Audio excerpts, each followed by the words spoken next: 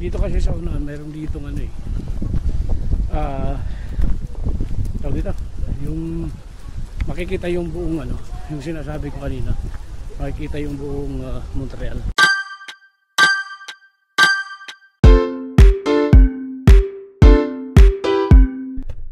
Ayun na guys, tapos na tayo magsimba dito sa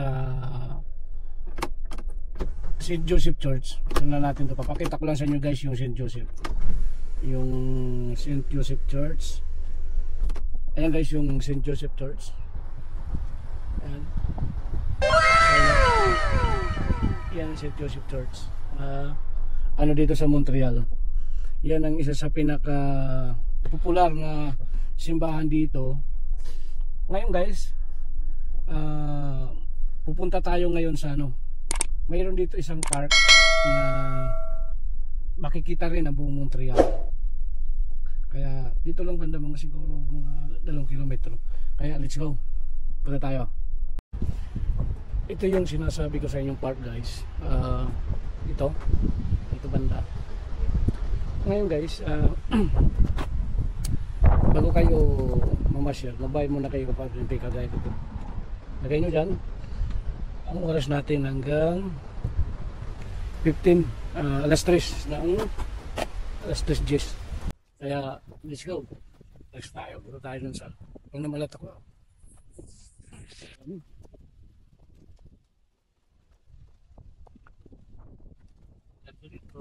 Tingnan nyo guys yung kaligid dito. Yan, punta natin yan. Doon banda yung park doon eh. Kaso parang titingnan natin kung ano. Pero pupunta muna tayo dito sa taas. Para maglakad-lakad lang. Diba? Ito guys, hindi naman siyang nagay. Kaya lang naman malamig kasi yung hangin. Pero pag walang hangin ito, hindi natin yung kaya ng hangin. Talipad. Ay. Kaya guys,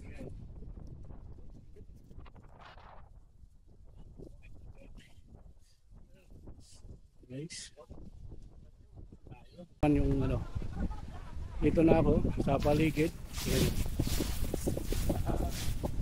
Ito.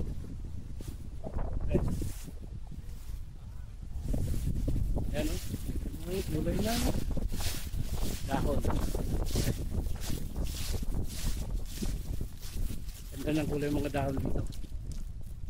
Tignan mo guys, kadami-dami doon ng mamasya. Namama siya. Dito kasi sa unahan mayroon dito ano eh. Tawag dito, yung makikita yung buong ano, yung sinasabi ko kanina. Makikita yung buong Montreal. Kaya punta tayo doon. Yung mga dahon na to. Ito. Yan guys, at dito na tayo sa ano, sa taas ng park. Dito na yun. Ito guys, bali ito yung nasa likod ko, parang restaurant yan, kainan at siyempre pagkain nito malamig, pwede ka dun sa loob kainan doon natin para ano.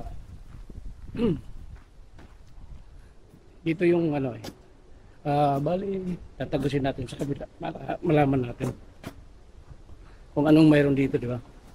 Kasi ito, pagdating mo dito, galing tayo ng banda, punta na kayo dito, ito yung parang kagaya na gusto mo mag picnic na ano, ito sa loob, mayroon tayo nandito. Dito naman dito guys. Ngayon, titingnan natin dito yung ano. Yun ang restaurant ng banda. Dito tayo ulit dito tayo sa kabila guys. Tingnan natin.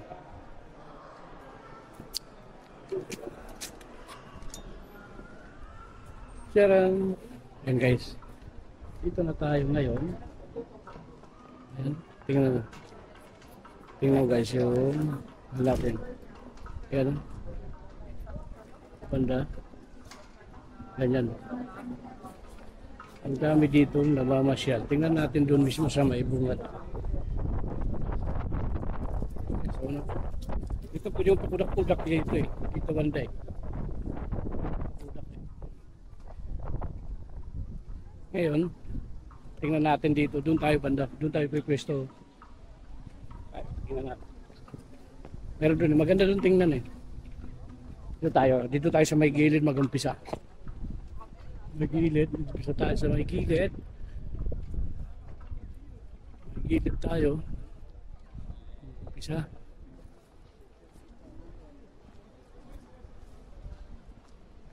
Ayan guys, dito tayo sa may umpisa sa may gilid. Doon tayo kanina banda eh. Ikot lang natin yung building na yun kung anong mayroon. Ayan guys. Yan ang paligid dito. Pagiliran dito. Yan, pwede yung pakudak dyan guys. Yan. Yan. Oh, thank you. Kung alam ko lang, ako na lang dapat nagpakudak sa kanila eh. Yan guys, oh. Tingnan nyo naman guys dito kung ano, ang daming tao. Ang dami oh. Diba? Sila ate nagpapapicture pa. Ang Pilipinas. Yan guys, tingnan mo yung paligid. Ito guys. Tingnan mo. Tingnan mo guys ha.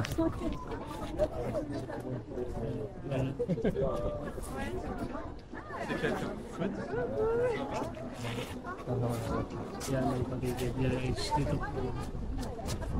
Yan. Ulitin natin. Ayos. Yun.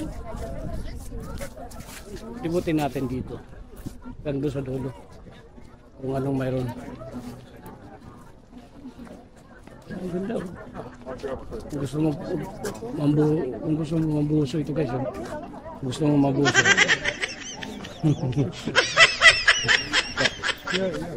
Ito guys, alam mo dito, iba-ibang lahi mga mayroon dito na namamasyal.